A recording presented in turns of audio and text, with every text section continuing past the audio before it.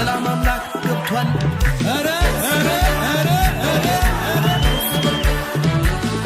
ይህን ነው እንጂ ጀግና ቢሉት አይደነብርም በሚነግሩት በሰልፍ መሃል